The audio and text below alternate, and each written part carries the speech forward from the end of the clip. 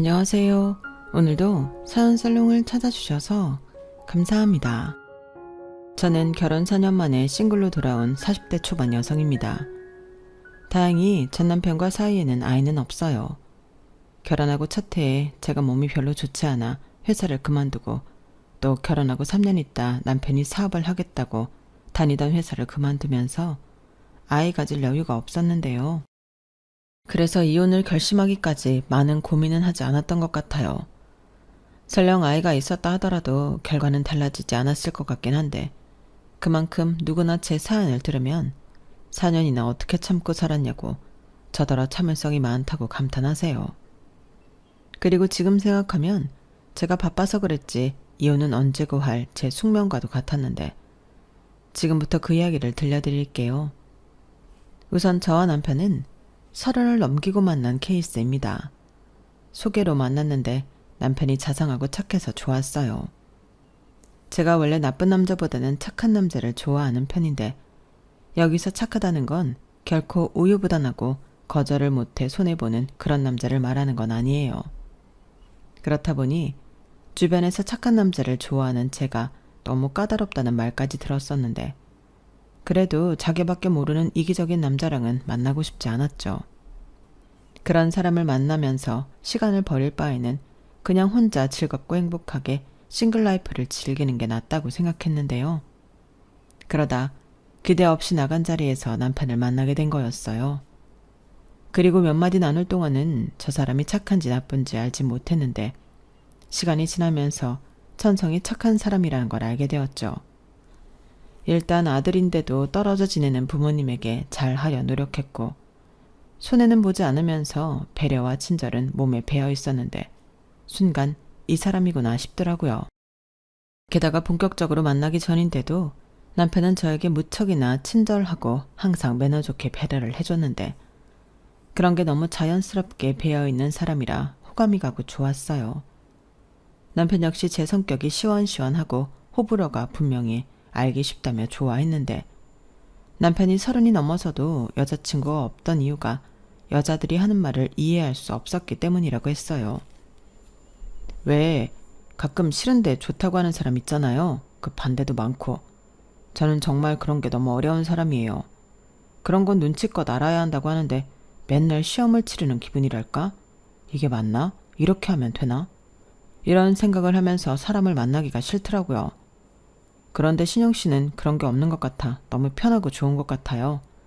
그냥 대놓고 딱딱 얘기해 주니까 제가 고민할 필요도 없고요.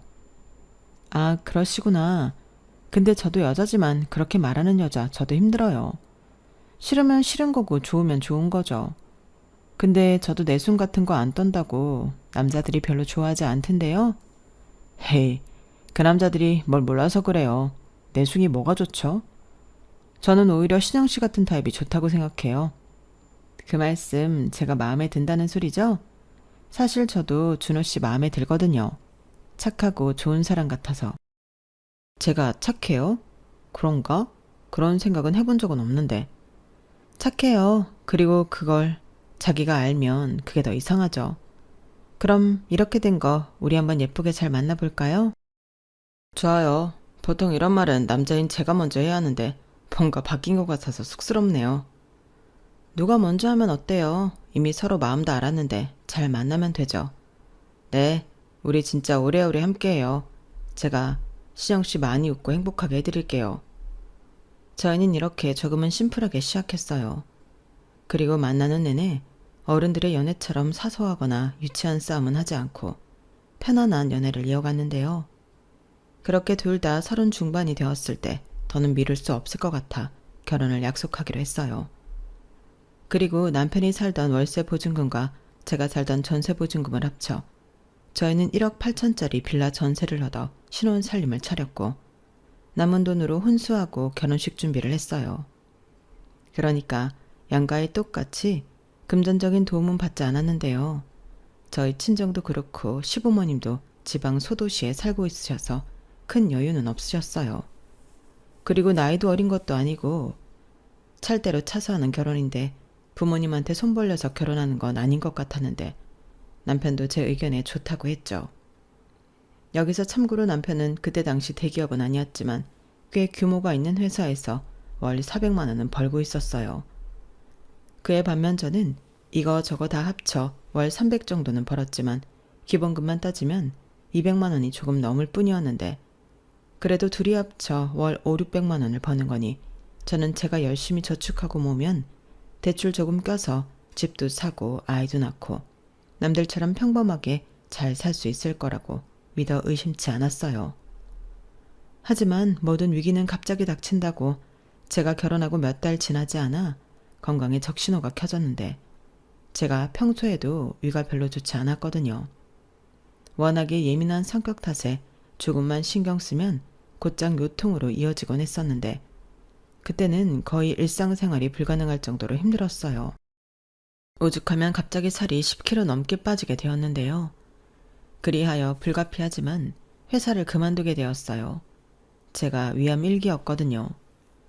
다행이라고 한다면 아주 극초반이라 바로 수술을 한다면 암세포를 모두 제거할 수 있다고 병원에서 말했는데 그래서 저와 남편은 곧장 수술 날짜를 잡았어요. 그때는 저도 그렇지만 남편도 많이 놀라서 충격을 받았거든요. 하지만 저는 친정이나 시댁에는 이런 사실을 말하고 싶지 않았는데 그 이유는 남편처럼 양가 부모님이 충격을 받고 걱정하실 것 같았기 때문이었죠. 또한 수술만 하면 괜찮다는 의사 선생님 말에 더욱 부모님 모르게 수술을 하고 싶었는데요. 이럴 때 법적인 보호자인 남편이 있어서 다행이라는 생각까지 들었죠. 그렇게 저는 최대한 빠른 시일에 수술을 받았어요. 다행히 회복도 빨랐고 병원에도 그다지 오래 있지는 않고 집으로 돌아올 수 있었는데 여기서 문제는 제가 암 수술을 받았다는 사실을 모르는 시어머니가 제가 시집 온 지 얼마 되지도 않았는데 회사를 그만뒀다는 사실에 불만이 많으셨다는 거였어요. 당연히 제 사정을 모르면 오해하실 수도 있는 일이지만 남편이 애둘러서 와이프 건강이 좋지 않아 그렇게 됐다고 재차 말씀을 드렸는데 시어머니는 젊은 게 아프긴 뭐가 아파. 그리고 얼마나 아프면 회사까지 그만둬. 뭐 죽을 병이라도 걸렸다냐? 이렇게 말씀하시면서 저를 아주 괘씸하게 여기셨어요. 그러자 남편은 식은땀까지 흘려가며 엄마도 참 사람이 아파서 쉬는데 그런 말이 어딨어. 죽을 병이라니. 그런 말 함부로 하지 마. 내가 아파서 회사 그만둔다고 해도 엄마 그렇게 말할 거야? 이렇게 제 편을 들기도 했는데 시어머니는 아들의 말에도 굴하지 않으셨어요. 심지어 아유 네가 아주 네 마누라 편든다고 용 쓴다. 아직 그 나이면 창창할 때야. 뭐가 얼마나 아프다고 회사까지 관둬. 내가 좀 쉬는 거라고 하면 말도 안 해. 근데 아예 그만뒀다며. 그건 좀 이상하지. 아무리 생각해도 걔 일부러 그러는 것 같다. 네 등에 빨대 꽂고 편하게 살려고 그러는 거야. 라고 하시며 제가 일하기 싫어서 당신 아들과 결혼했다고 생각하셨는데 남편이 그 말에 펄쩍 뛰더군요. 결국 남편은 엄마 진짜 그럴 거야? 신영이 그런 여자 아니야. 지금 살도 얼마나 많이 빠졌는지 알아? 사실 신영이가 말하지 말라고 했는데 신영이 암이었어. 이렇게 제 병에 대해서 시어머니에게 알렸어요. 나중에 남편이 미안하다고 하긴 했는데 오죽 자기도 답답했으면 그랬을까. 저는 잘했다고 했죠. 솔직히 병을 숨기는 건 시어머니도 걱정을 하실 것 같아서 그런 건데 이렇게 도리어 꾀병이나 부리는 사람으로 몰릴 바에는 사실대로 이야기하는 게 낫겠다고 생각했어요. 하지만 그것도 어디까지나 제 착각이었는데 시어머니는 정말로 걱정을 많이 하셨죠. 근데 그게 제 걱정은 아니었어요. 암도 유전이라고 하던데 개크로 나이 나오면 우리 핏줄도 암 걸리는 거 아니냐? 이렇게 아직 생기지도 않은 당신 핏줄 걱정을 하셨는데 저러는 것 보면 시어머니는 결코 친정 엄마가 될 수 없다는 걸 뼈저리게 실감하게 되더라고요. 그리고 저는 몸도 아직 완전히 회복하지 못한 가운데 심적으로도 힘들었고 그렇게 몸과 마음이 모두 불편하니 정말이지 죽을 맛이었어요. 그런데 무슨 확인 사살이라도 하고 싶으셨는지 시어머니는 본인 눈으로 직접 확인해야겠다는 듯 저희 집에 올라오셨는데요. 그 얘기를 들었을 때는 다시 제 발로 병원에 입원하고 싶은 심정이었죠. 그리고 그렇게 제 몸 상태까지 모두 확인한 시어머니는 걱정은커녕 젊은 애가 너는 왜 그러니? 몸 관리를 어떻게 했길래 그 나이에 암에 걸려? 라고 저를 꾸짖듯 말씀하셨는데요. 이건 뭐 걱정인 건지 제 탓을 하시는 건지 가뜩이나 힘든 저에게 눈치까지 주시는 시어머니셨어요. 또 아픈 며느리가 당신 아들 굶기는 거 아니냐고 걱정이 이만저만이 아니셨는데 그날부터 3일 내내 시어머니는 남편 먹일 반찬만 잔뜩 만들어 놓고 댁으로 내려가셨죠. 그때도 참 서럽고 황당했는데 시어머니는 가시던 날까지도 저에게 그러셨어요. 근데 너 퇴직금은 받았지? 다른 게 아니고 우리도 건강검진 뭐 그런 것 좀 받아보고 싶어서. 요즘은 자식들이 부모 건강 챙긴다고 그런 것도 대신 예약해주고 그런다는데 너 집에 쉬는 김에 우리 건강검진 예약 좀 해다오. 그 정도는 해줄 수 있지? 이렇게 말씀하셨는데 저는 그 말이 퇴직금으로 당신들 건강검진을 하고 싶다는 말인 줄 몰랐어요. 하지만 이내 시어머니의 의도를 알게 된 저는 너무 당황스러웠는데요. 그도 그럴 게 두 분 합쳐 검사 비용이 300만 원이 넘었거든요. 어쩐지 병원이며 받고 싶은 검사 종류까지 아주 상세하게 알아오셨는데 당신 돈으로 할 게 아니라서 무조건 좋다는 걸로만 알아오셨더라고요. 그래서 저는 속으로 이런 것까지 어떻게 하셨지? 이런 의문을 갖기도 했었는데 알고 보니 동네에서 시어머니랑 친하신 분이 환갑 기념으로 자식들이 서울에서 건강검진을 예약해줬다고 하더라고요. 그러니까 저희 시어머니는 그게 부러워서 그 병원과 검사 내용을 그대로 따라하신 거였는데 그리고는 동네방네 우리 아들이 건강검진 해주기로 했다고 소문을 내고 다니셨다 하더군요. 그러니 제 돈으로 해드리는 건 건강검진인데 저는 생색도 내지 못하는 처지가 되었는데요. 그 말을 처음 전해 들었을 때는 황당 그 자체였어요. 콕 집어 저한테 퇴직금 어쩌고 물어보셔놓고 왜 아들이 해준다고 거짓말을 하셨을까요? 솔직히 제 입장에서도 그런 돈은 쓰고 싶지 않았거든요. 제 병원비도 친정엄마가 들어준 보험이 있어 다행이지 꽤 많은 돈을 병원비로 쓴 저였는데 그 와중에도 퇴직금은 깨고 싶지 않아 신경을 많이 썼거든요. 그런데 정작 그 퇴직금을 엄한 곳에 쓰게 되었으니 저는 억울했고 그 돈이 그 돈이지만 저는 남편에게 시부모님 건강검진 비용을 모두 부담하라고 말했어요. 그러자 남편이 그렇게 큰 돈이 어딨냐며 난색을 띄었는데 결국 이렇게 말하더라고요. 진짜 미안한데 일단 자기 퇴직금으로 우리 엄마 아빠 건강검진 해드리고 내가 매달 그 돈을 메꿔주면 어때? 한 달에 30만 원씩 갚으면 1년이면 되잖아. 사실 타이밍이 좀 그렇긴 한데 이번에 자기 아프고 나서 나도 겁이 많아졌거든. 이참에 우리 엄마 아빠도 장인 장모님도 건강검진 해드리면 좋겠다고 생각은 하고 있었는데 비용 문제 때문에 말을 못했지. 그러니까 우리 너무 나쁘게만 생각하지 말고 올해는 우리 엄마 아빠 건강검진하고 내년에는 장인 장모님 건강검진 해드리자. 내가 내년에도 장인 장모님 검사 비용 부담할게. 저는 남편의 말에 더는 아무 말도 하지 않았어요. 남편의 말을 들으니 저 역시도 양가 부모님의 건강 상태를 알 수 있으면 좋을 것 같았거든요. 또한 제가 아파보니 건강의 중요성과 무서움을 누구보다 잘 알게 되었는데 일단 남편 마음이 너무 예쁘니 저는 알겠다고 하고 넘어가기로 했죠. 그런데요. 시부모님은 시부모님이라고 서운한 일은 거기서 끝나지 않았어요. 시부모님이 제 퇴직금으로 건강검진을 받던 날 남편이 회사 일로 너무 바빠서 휴가를 내지 못해 제가 두 분을 모시고 병원에 가게 되었거든요. 남편은 오후에 합류하기로 했는데 제가 두 분을 쫓아다니며 검사 진행을 도와드렸어요. 그리고 많은 검사로 인해 기진맥진한 시부모님은 누가 더 힘든지 경쟁이라도 하시는 듯 저만 보면 힘들다는 말을 달고 계셨는데 뒤늦게 남편이 오자 두 분 다 참 좋아하시더군요.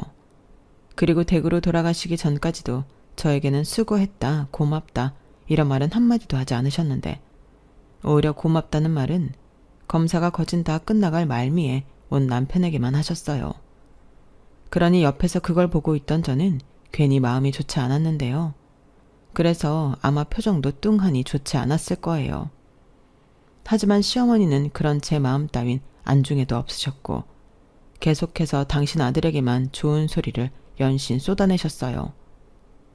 우리 아들 일하고 와서 피곤할 텐데 엄마 아빠가 우리 아들 덕에 검사도 하고 참 고맙다. 우리 아들 효자라고 동네에서 나 부럽다는 사람이 한가득이야. 내가 이 맛에 아들 낳아 키웠지. 오늘 고마웠다? 엄마도 참 그런 말은 신영이한테 해야지. 신영이가 퇴직금 깨고 몸도 불편한데 엄마 아빠랑 병원 와서 내내 챙겼잖아. 나야 뒤늦게 합류한 게 단데 뭘. 에이, 그래도 그게 아니지. 그리고 부부는 원래 일심동체잖아. 내가 너한테 고맙다고 하면 신영이는 당연히 따라가는 거야. 니들은 세트잖아. 안 그러니 아가? 맞죠 여보? 그럼. 그리고 너도 말이야. 아무리 네 처가 예뻐도 엄마가 우리 아들한테 고맙지 며느리한테 고맙겠니? 너도 너무 그런 거 따지고 그러지 마라. 괜히 공처가 갖고 보기 나빠. 그럼 엄마는 버스 시간 다 됐으니까 이만 갈게. 우리 아들 피곤할 텐데 얼른 들어가서 쉬어. 오늘 수고했다 아들. 가요 여보. 진짜 황당하죠. 정작 며느리 돈 갖다 본인들 하고 싶은 거 하셨으면서 세트 취급이 무슨 경우냐고요. 그래서 저는 다시는 제 돈으로 시부모님을 위해 무언가 하는 일은 없다고 다짐하고 또 다짐했어요. 유치하지만 남편한테도 이야기했죠. 그러자 남편도 그래, 우리 부모님이 뭘 또 해달라고 하시겠어. 이게 마지막이지. 자기야, 정말 고맙고 미안해. 앞으로 내가 더 잘할게 라고 말하며 제 기분을 풀어주려 노력했는데요. 그러니 저 역시도 기분을 풀 수밖에 없었죠. 그리고 그 뒤로는 제 건강 회복에만 집중했고 시간이 지남에 따라 저는 누가 보면 전혀 암 환자라는 걸 모를 정도로 건강을 많이 회복했어요. 당연히 일상으로 돌아갈 수 있었고요. 그래서 저는 다시 취직을 하기 위해 여러 회사에 문을 두드렸는데 나이도 있고 신입이 아닌 경력직인 저를 채용하겠다는 회사는 좀처럼 찾기가 어렵더군요. 그러니 고민이 많아진 저였는데요.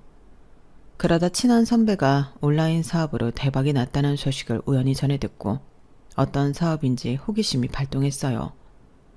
사실 오래전부터 여건만 된다면 제 사업을 하고 싶었거든요. 또한 온라인 사업이라고 하니까 어쩐지 소자본으로 시작할 수 있지 않을까. 기대감도 있었는데 해서 저는 무작정 선배에게 연락을 했어요. 선배는 제가 암에 걸렸다가 수술을 받았다는 사실에 깜짝 놀라더라고요. 솔직히 친분이 있다고 해도 그런 이야기는 어쩐지 하고 싶지 않았었는데 선배의 마음을 열게 하려면 어쩔 수가 없었어요. 정말이야? 그래서 지금은 괜찮은 거고? 그래서 갑자기 회사를 그만뒀구나. 나는 너 결혼해서 회사 그만둔 줄 알았어. 에이, 요즘 세상에 결혼했다고 회사 그만두는 여자가 어딨어요. 그래도 일기라서 다행이었죠. 저 지금은 말짱해요. 그래서 다시 일하려고 회사 알아보는데 쉽지가 않더라고요. 그래서 너도 사업하고 싶어서 나한테 연락했니? 근데 이것도 만만치는 않아. 신경 쓸 게 얼마나 많은데. 소문이라는 게 무섭기는 한지 나 사업해서 돈 좀 번다고 하니까 사돈에 팔촌에 초등학교 동창까지 나한테 연락한다? 사업 아이템 뭐냐고. 아, 그러셨구나. 근데 저는 진짜 절박해요. 저 사업 절대로 만만하게 생각하지 않거든요. 지금도 할 수만 있다면 안정적인 회사에 취직하고 싶어요.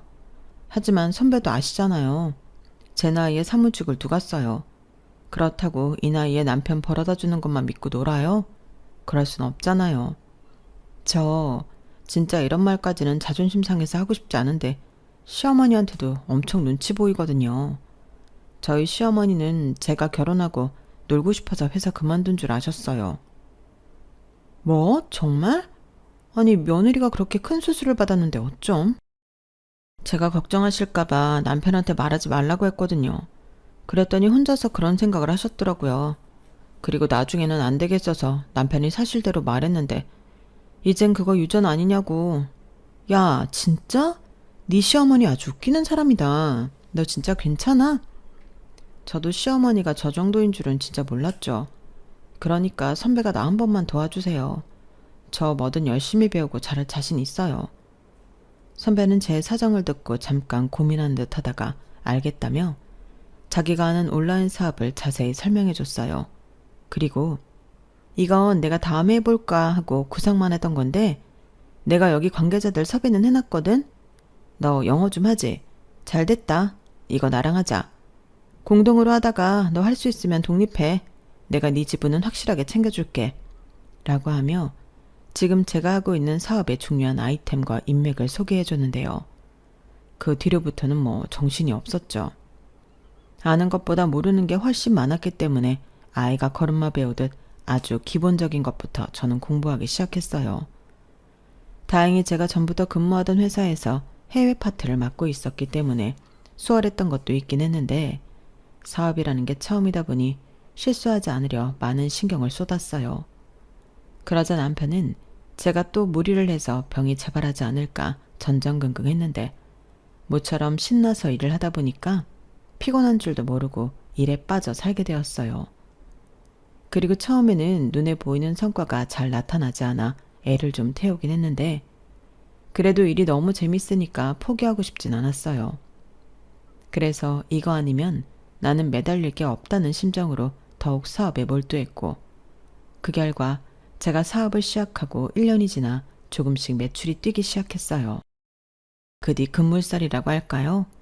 그 후로는 무섭게 매출 상승이 이루어졌는데 그동안 했던 수고들이 다 헛수고들은 아니었더라고요.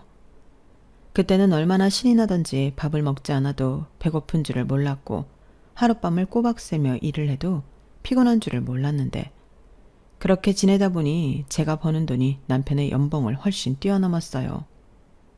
같이 하자고 했던 선배도 제 덕이라며 저에게 고맙다고 했는데 급기야 내가 전에 말했지. 이 사업 네가 가져가. 나는 도저히 너처럼 매달려서는 일 못해. 원래 하던 일도 일이 많고. 그러니까 이건 앞으로 네 단독 사업이야. 라며 저에게 회사 전부를 넘겨주었어요. 물론 초기 자본, 기타 권리금 개념의 인수비용은 선배에게 지급했는데 너무 고마웠죠. 선배가 아니었다면 시작도 제대로 못했을 일이었으니까요. 그리고 저는 더 열심히 해보겠다는 마음으로 안주하지 않고 계속 여러 방면으로 공부하고 새로운 시도를 쉬지 않았는데 그러니 도저히 저 혼자는 감당이 되지 않아 사무실도 얻고 직원들도 고용하며 점점 사업 규모가 커지게 되었어요.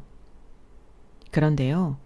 제가 이렇게 제 사업에 빠져 지내는 동안 남편에게는 안 좋은 일이 있었는데 회사에서 잘은 모르지만 문제가 생긴 모양이더라고요. 며칠 표정도 안 좋고 물어봐도 이야기를 도통 해주지 않아 답답했는데 남편은 결국 회사를 그만두겠다고 저에게 통보하듯 말하더군요. 평소 성격상 저렇게 일방적으로 일을 처리하는 사람이 아닌데 저는 돈보다도 남편이 많이 걱정이 되었어요. 하지만 남편은 회사를 그만둔 뒤 표정이 한결 편안해 보였는데 저도 그랬지만 남편도 이참에 좀 쉬면서 멘탈 회복을 하길 바랬어요. 물론 남편이 그 뒤로 계속 백수로 눌러 앉을 거라는 생각은 하지 못했는데 그때 당시는 상처받고 회사까지 간둔 남편을 많이 위로해주고 싶었죠. 그래서 전 남편에게 자기야, 그동안 회사 열심히 다녔으니까 한두 달은 아무 생각하지 말고 쉬어. 어차피 돈은 내가 벌고 있잖아. 나는 자기가 마음고생하면서 힘들게 일하진 않았으면 좋겠어. 분명 찾아보면 꼭 자기가 좋아하고 자기 능력을 알아주는 회사가 있을 거야. 라고 말하며 남편에게 든든한 버팀목이 되어주려 했는데요. 저는 제가 버팀목이 아니라 돈 벌어다주는 기계가 될 줄은 몰랐어요.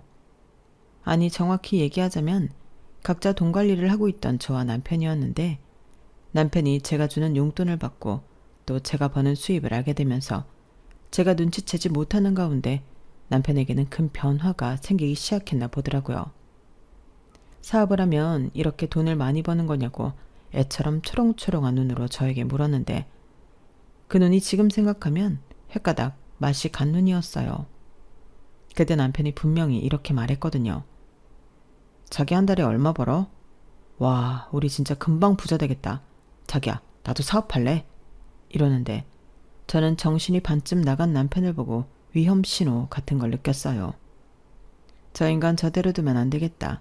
이런 감이 빡 하고 오더라고요. 그래서 황급히 자기야 정신 차려. 사업 절대 쉬운 거 아니야. 나 밤새서 일하는 거 봤잖아. 그리고 사람마다 잘하는 게 다른데 내가 볼 때 자기는 조직 생활이 더 잘 어울려. 사람들도 잘 따르고 자기가 또 사람을 잘 아우르고 그니까 조금 쉬었다가 다시 회사 알아봐. 이렇게 최대한 좋게 포장해서 남편에게 말했는데 남편은 전혀 제 말을 귀담아 듣지 않았어요. 오히려 제가 하니까 자기도 잘할 수 있을 거라고 생각하는 듯 제 일을 만만하게 보는 것 같았는데요. 그 뒤로는 아주 개차반이었어요. 당연히 구직 활동은 하지 않았고 제가 주는 돈에 철저히 의지하며 흥청망청 살았는데 그러면서 자기도 사업을 할 거라며 사업 구상을 하는 중이라고 헛소리를 하더라고요. 또 실직자 주제에 자기 부모한테 주는 용돈도 제가 준 돈에서 보내드렸는데요. 나중에 계좌를 확인하니 원래 남편이 40만 원씩 보내고 있던 용돈이 80만 원으로 올라가 있었어요. 아니, 자기가 버는 돈이 없으면 줄이든지 당분간은 못 드린다고 해야 하는 거잖아요. 그런데 그런 말은 하지도 않고 그냥 2배로 올려버렸더라고요. 그러면서 기세등등하게 자기야, 걱정하지 마. 자기가 돈 잘 벌어서 용돈 올려드리는 거라고 이미 말 다 해놨어. 엄마가 얼마나 좋아했는지 알아? 아마 자기한테도 고맙다고 할 거야. 라고 하는데 저 인간이 원래 저렇게 대책이 없는 인간이었나. 저는 낯선 남편의 모습에 당황했어요. 그리고 제가 돈을 잘 번다는 말을 들은 시어머니는 시도 때도 없이 전화를 하셔서 뭐가 필요하다, 뭐가 갖고 싶다, 뭘 해야 하는데 돈이 부족하다고 돈을 보내라고 하셨는데 나중엔 핸드폰 액정에 시어머니라는 글자가 뜨면 심장이 벌렁거렸어요. 그래서 언제부턴가 시어머니 전화는 잘 안 받게 되더라고요. 그러자 자기 전화를 일부러 안 받았다고 어찌나 또 노발대발 하시는지 나중에는 그러지 말고 그냥 내가 자유롭게 쓸 수 있는 신용카드 하나 만들어줘라. 그럼 내가 너한테 전화해서 아쉬운 소리 안 해도 되잖아. 이왕이면 한도도 높게 해서 줘. 이럴 때 며느리 덕 보는 거지. 내가 또 언제 이런 호사를 누리겠니? 동네 사람들이 내가 제일 부럽대. 고맙다. 내가 요즘은 진짜 살맛이 난다니까. 이젠 나도 힘들게 농사 안 지으려고.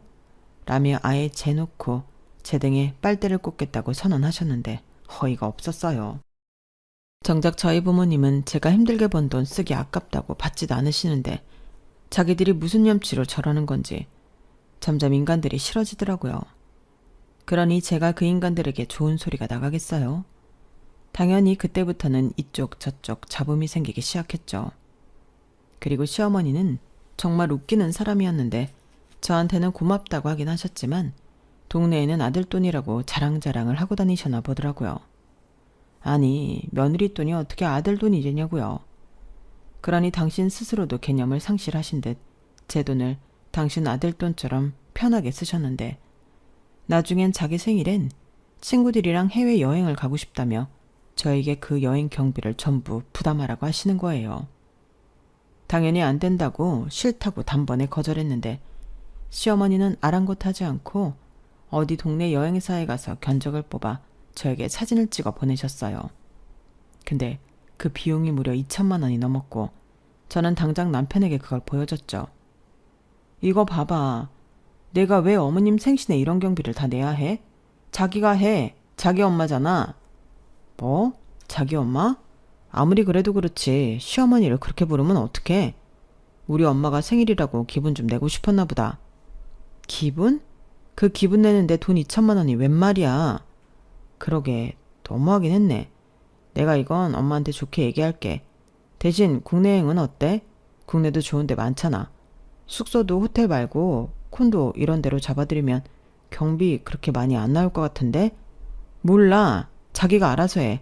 나는 더 이상 어머님한테 10원 하나 안 드릴 거니까. 처음부터 내가 안 된다고 했잖아. 근데 자기가 멋대로 카드 만들어드리고 돈 보내드리고 이게 다 자기가 남의 돈으로 효자 노릇해서 그래. 뭐라고? 말이 좀 심하다. 남의 돈? 우리 부부잖아. 설마 치사하게 네 돈 내 돈 따지는 거야? 나 자기 암 걸렸을 때 자기한테 그런 말 한 적 없어. 그때도 자기 돈 한 푼 못 벌어서 내가 주는 생활비를 의지하고 살았잖아. 퇴직금 깨진다고 얼마나 나한테 뭐라고 했어? 그것도 내가 다 메꿔주고. 그래, 그랬지. 그래서 여태 아무 말 안 한 거야. 근데 언제까지 지금 자기 회사 그만두고 시간이 얼마나 흘렀는지 알아? 도대체 자기 뭐 하는데? 취직 안 해? 말했지. 나 이제 회사 안 다닌다고. 나도 자기처럼 사업할 거야. 그래야 내 부모도 내가 챙기지. 그놈의 사업 타령. 사업은 뭐 아무나 하는 줄 알아? 지금 나 무시하는 거야? 자기도 하는데 나는 못할 것 같아?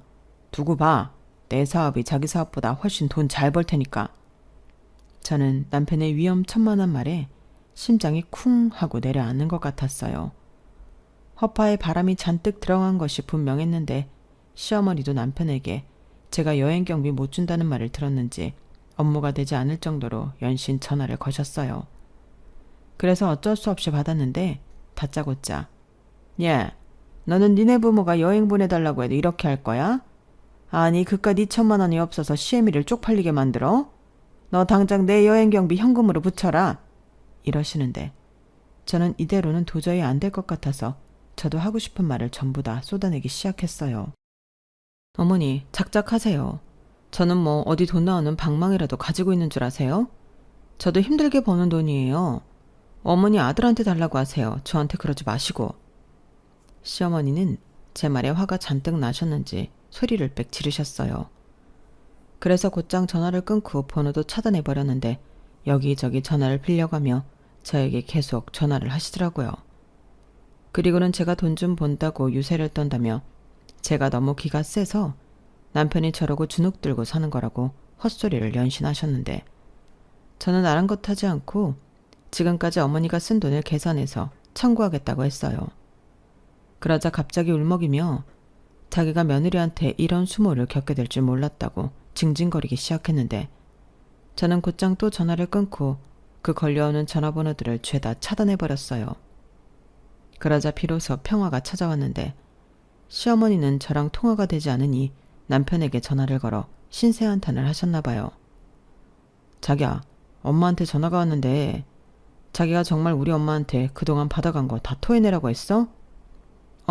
하도 돈돈돈 거리시길래 그동안 가져간 돈이 얼마인지 아시라고 그렇게 계산해서 청구한다고 했어. 아유, 왜 그랬어? 우리 엄마가 심한 건 인정하는데 그래도 좀 말이라도 좋게 하지. 자기가 잘못했다고 먼저 사과하면 안 돼? 그래도 시어머니고 가족이잖아. 가족? 이게 가족이야? 나는 어머니가 나를 가족이라고 생각하지 않는 것 같은데 사과하기 싫어. 오히려 사과는 내가 받아야지. 그리고 따지고 보면 이게 다 자기 때문 아니야? 자기도 책임감을 좀 느껴야지. 취직을 하든 정말 사업을 하든 이젠 자기도 자기 앞가림을 좀 했으면 좋겠어. 그래야 어머니도 나한테 말고 자기한테 돈 얘기하실 거잖아. 나 진짜 너무 힘들어. 일이 힘든 게 아니라 이런 게 너무 힘들어. 진짜 너무하네. 그래 알았다. 자기 마음 잘 알았어. 남편은 그 뒤로 저에게 완전히 등을 돌린 사람처럼 한마디도 하지 않았어요. 솔직히 신경은 좀 쓰였지만 옥이라도 발동해서 뭐라도 하길 바랬기에 그런 남편을 더 무시하는데 신경 쓰지 않았어요. 그러자 남편도 뭘 하긴 하는지 바쁜 모습이 보였는데요. 어째 돈 얘기도 하지 않더라고요. 그리고 시어머니도 잠잠했는데 제가 차단을 풀지도 않았기 때문에 더 조용했죠. 그리고 반년 정도 흘렀을까? 결국 우려했던 일이 터지고 말았어요. 남편이 정말 사업을 하겠다고 돈을 여기저기 끌어다 쓰고 나중엔 그 돈 갚으려고 대출받아 주식도 했다가 빚더미에 올랐더라고요. 그 짧은 시간에 돈 8천만 원이라는 빚을 만들었는데 퇴직금은 이미 다 까먹고 없다는 것 같았어요. 자기야 미안해. 나도 잘해보려고 한 건데 생각처럼 잘 되지가 않네. 자기 말이 맞았어. 사업이라는 게 정말 아무나 하는 게 아니더라고. 나도 자기처럼 돈 많이 벌 수 있을 줄 알았는데 미안해. 근데 정말 이젠 내 손에서 해결이 안 돼. 이번 한 번만 자기가 해결해주면 안 될까? 내가 앞으로 취직하고 그 돈 다 갚을게. 저는 남편의 말을 듣고 속에서 열불이 터져 나왔어요. 아무리 참으려고 해도 화가 삼켜지지 않더라고요. 그렇잖아요. 돈 사고는 자기가 다쳐놓고 저더러 해결해달라고 하면 저는 뭐 돈 나와라 뚝딱 그 빚을 해결하나요? 그런데 남편은 저한테 말하면 다 되는 줄 아는 것 같아 더 열받더라고요. 그래서 싫다고 했어요. 네가 싼 똥 네가 치우라고. 어디 나가서 막노동을 하든 대리운전을 하든 배달을 하든 네가 해결하라고 매정하게 말했는데 남편은 화도 못 내고 풀이 잔뜩 죽어 있더라고요. 그 모습을 보는데도 어찌나 부하가 치미는지 그때 처음으로 이혼 생각을 했었더랬죠. 그런데 같이 산 정이라는 게 정말 있는 건지 사업 망하고 빚만 잔뜩 져서 빚쟁이한테 독촉받는 남편을 보는데 저도 많이 힘들더군요. 저도 그런 마음을 갖는 제 자신이 너무 싫었어요. 그리고 남편은 제 눈치 보느라 도와달라는 말도 하지 못하고 끙끙 앓았는데 한 달 사이에 마음고생을 심하게 해서인지 살이 많이 빠졌더라고요. 결국 저는 마지막이라는 심정으로 내키진 않았지만 남편의 빚을 갚아줬어요. 대신 매달 무슨 일이 있어도 이자를 뺀 원금의 일부를 저에게 갚기로 남편이 각서를 썼는데 남편은 저에게 돈을 갚기 위해서 구직 활동과 아르바이트를 동시에 했어요. 다행히 사업 실패와 빚더미에 올랐던 경험 때문인지 남편은 어느 정도 정신을 차린 것 같았는데 제 일이 바쁠 때는 저희 사무실에 나와서 제 일을 돕기도 했죠. 그리고 저는 남편에게 체크카드 한 장 주고 생활비로 쓰라고 했는데 제가 그때 정말 일복이 터져서 엄청 바빴거든요. 그래서 아직 취직 전인 남편에게 집안 살림을 맡겼는데 시어머니가 그 사실을 아시고는 또다시 난리가 났더라고요. 심지어 저랑 전화통화도 안 되니까 저희 집에 올라오셨는데 힘들게 일하고 겨우 집에 들어온 저에게 기다렸다는 듯 시어머니는 폭풍 잔소리를 하기 시작하셨어요. 너는 말이다. 아무리 돈 좀 번다고 해도 그렇지 집안 꼴이 이게 뭐니? 아무리 네가 사업하고 돈을 벌어도 주부잖아. 그럼 집을 이따위로 해놓고 살면 안 되지. 어머니 죄송한데요. 제가 요즘은 집에 오면 잠만 자고 바로 나가요. 오히려 집에 있는 시간은 어머니 아들이 더 많은데 그런 잔소리는 저 말고 어머니 아들한테 하시면 안 될까요? 지금 주부는 제가 아니라 어머니 아들이거든요. 뭐야? 네가 그러니까 내 아들이 기도 못 펴고 사업도 말아먹은 거야. 남자가 기가 살아야 하는데 네가 내 아들 기까지 다 잡아먹고 있으니까 얘가 되는 일이 없는 거라고. 우리 아들 너 만나기 전엔 안 그랬다? 운도 얼마나 좋았다고. 엄마 그만해. 집이 뭐가 어때서 그래. 지난번이랑 똑같은데. 신영이 피곤한데 괜한 트집 잡지 말고 엄마도 방에 들어가 자. 너도 좀 가만히 있어. 네가 이러니까 얘가 더 너를 무시하는 거야. 넌 네 마누라한테 무시당해서 좋니? 엄마라도 나서서 너 기를 살려줘야지. 그런다고 기가 살아? 오히려 역효과 나는 거니까 엄마는 좀 빠져 있어. 잘 알지도 못하면서. 어머니 보셨죠? 저희는 나름 서로 합의하고 잘 살고 있어요.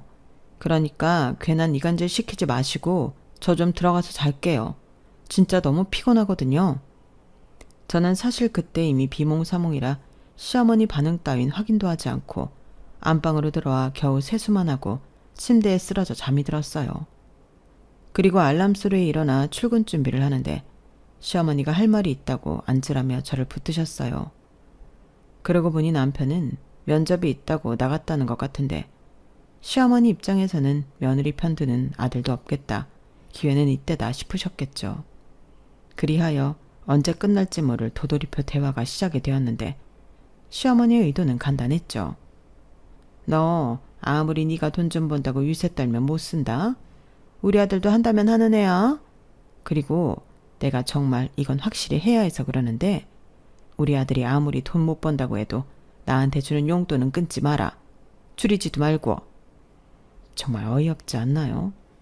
염치가 없다는 건 이런 걸 말하는 거겠죠. 시어머니는 제가 돈 못 버는 당신 아들 기도 죽이지 말고 자기 주는 용돈도 꼬박꼬박 잘 챙겨주길 바라셨어요. 아니 이건 뭐 칼만 안 들었지 돈 내놓으라고 협박하는 강도나 다름이 없었는데 저는 어머니 용돈은 어머니 아들이 어떻게든 드릴 거라고 여유만만하게 말씀드렸어요.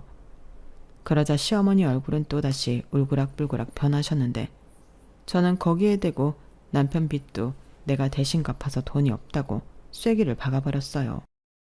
그러자 시어머니는 목이 탔는지 냉장고에서 냉수를 꺼내 벌컥벌컥 들이키셨는데 저는 바빠서 그 사이에 냉큼 집을 나와버렸어요. 그렇게 시어머니가 당신 집으로 내려가시고 다시 일상으로 돌아왔는데 왜 자꾸 열심히 사는 저를 건드리는 건지 몇 달 후 시아버님이 폐암 진단을 받았다며 연락이 왔어요. 몇 년 전이긴 했지만 지난 건강검진 때는 아무 소견도 없었는데 몇 년 사이에 암이 발견되었다고 하더라고요. 수술도 서울에 있는 병원에서 해야 하지 않겠냐고 올라오셨는데 그 때문에 남편이 구직 활동도 접고 시아버님과 함께 병원에 다녔어요. 또 병간호도 남편이 하기로 했는데요. 어쩔 수 없었죠. 아들인데 자기 아버지 위해서 그러고 싶다고 하는 걸 뭐라고 할 순 없잖아요. 그래서 저한테 매달 갚는 돈도 보류해주고 일단은 시아버님 수술이 잘 되길 기다리고 있었는데 저희 시아버님 같은 케이스는 수술 후 어느 정도 체력을 회복한 다음에 항암 치료도 해야 한다고 하더군요. 수술로 전부 암세포를 제거할 수 없기 때문에 어쩔 수 없다고 들었는데요. 수술을 앞둔 어느 날 시아버님이 남편에게 그런 말을 하셨대요. 내가 생각을 좀 해봤는데 나 수술받고 항암치료 끝날 때까지 여기서 지내야겠다. 집이랑 병원은 너무 멀고 네 엄마 있는 집보다는 여기가 편해. 이참에 나도 아들 며느리 수발 좀 받아보자. 니들은 아직 애도 없고 형편도 넉넉하잖아. 라고 했다는데 효자 아들인 남편은 당연히 그러라고 하셨나 보더라고요.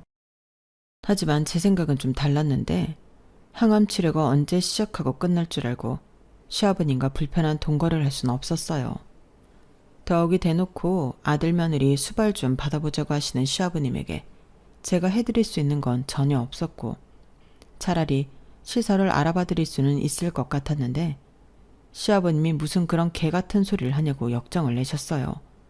그리고는 더럽고 치사해서 안 있는다며 수술받고 바로 댁으로 내려가신다고 하셨는데 또 시아버님이 시어머니에게 곧장 이야기를 하신 모양이더라고요. 그러니 그 길로 시어머니도 올라오셔서는 저를 들들 볶기 시작하셨는데요. 저를 아주 돈에 미쳐서 도리도 모르는 인간 말종이라고 막말을 쏟아내셨어요. 너 인간이 그러면 안 되지. 시아버지가 남이니? 너는 집안에 어른이 아파서 잠시 너희 집에 있다고 하는데 어쩜 그렇게 매정하게 안 된다고 거절을 할 수가 있어? 저는 현실적으로 말씀을 드린 거예요. 아들 며느리 수발 받고 싶다고 하시는데 그 이는 몰라도 저는 그렇게 못 해드리니까. 차라리 시설에 계시면 더 편할 수도 있고요.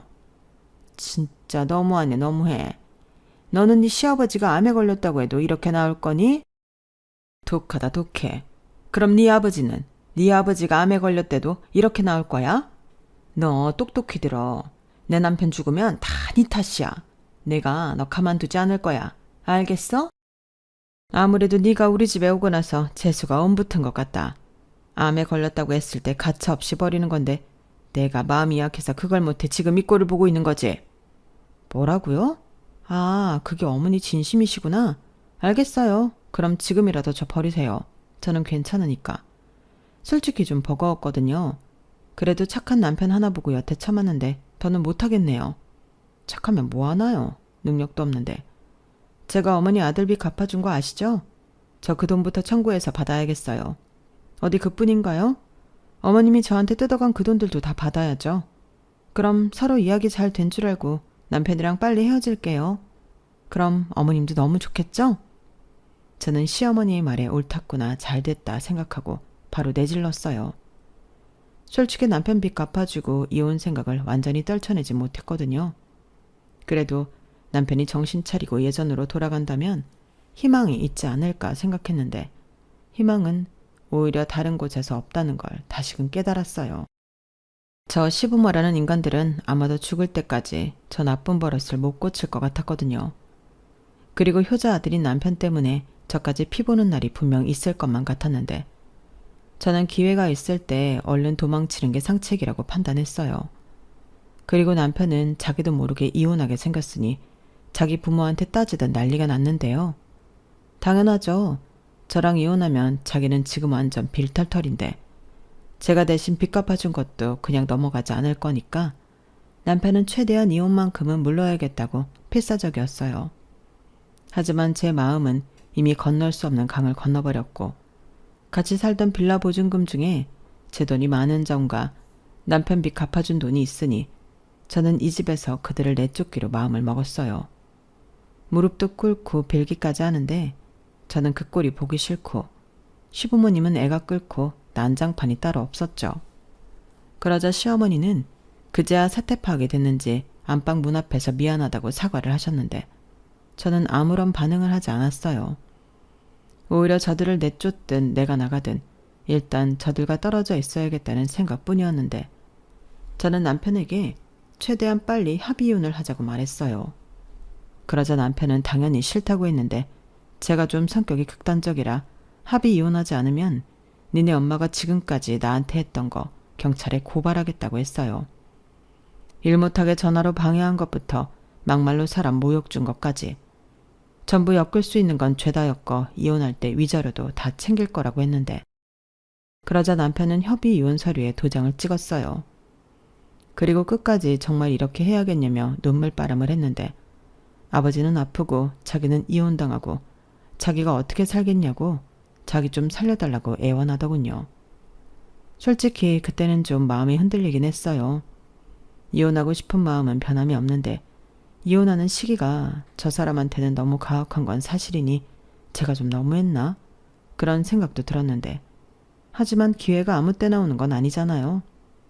그래서 저는 흔들리는 마음을 다시 잡고 제 결혼 생활의 종지를 마침내 찍었어요.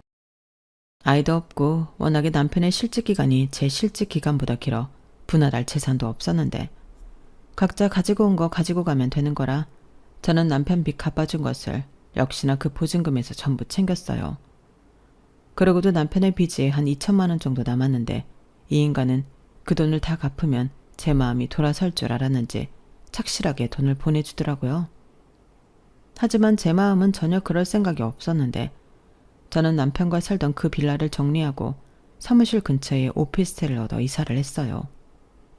그리고 그때부터는 방해하는 사람도 없으니 일과 제 여가 시간을 병행하며 지금까지 나름 잘 지내고 있는데 전 남편이 된 그 남자는 머물 곳이 없어졌으니 고향으로 간 모양이었어요. 여기서 부모님이랑 농사를 짓는 건지 아니면 다른 일을 하는 건지 모르겠지만 저는 통장에 찍히는 돈으로 그 사람의 생사를 확인하곤 합니다. 그리고 최근에는 시아버님의 병원비 때문에 집도 날리게 되었다는 소식도 듣게 되었는데 시어머니가 다시 저랑 잘해봐서 돈을 좀 뜯어오라고 하시는 모양이었어요.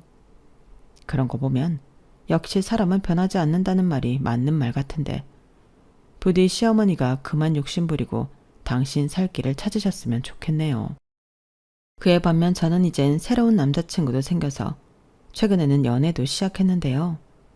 그 얘기를 해줬더니 남편이었던 그 남자는 많이 실망한 듯 했어요. 그리고 다행이라고 해야 하나? 최근 들어 잦아졌던 연락도 뚝 끊겼는데 이로써 그 인간과 저의 불편했던 인연이 정리가 되었으면 합니다. 저희 부모님 말에 따르면 자식이 잘 되고 행복하면 그만한 기쁨이 없다고 하셨는데 앞으로는 걱정 끼치지 않고 행복하게 잘 사는 모습으로 저도 효녀가 되어볼 생각입니다. 그리고 남은 인생은 더 건강하고 멋지게 즐기며 살고 싶은 바람이 있는데 부디 지금처럼만 제가 아는 모든 일이 큰 위기 없이 잘 흘러가길 바랄 뿐입니다. 그럼 이상으로 제 이혼 사연은 여기서 마칠게요. 그 인간 빚이 이번 달로 300 정도 남았던 것 같은데 그 돈 다 받고 그 인간도 자기 인생 살았으면 좋겠네요. 그럼 지금까지 제 사연 들어주셔서 감사해요. 여러분들도 건강 잘 지키시고 하루하루 행복한 인생 되시길 바라겠습니다. 안녕히 계세요. 여러분, 사연 댓글에 응원과 현명한 조언 부탁드려요. 좋아요와 구독은 저에게 큰 힘이 됩니다. 오늘도 좋은 일 가득하세요.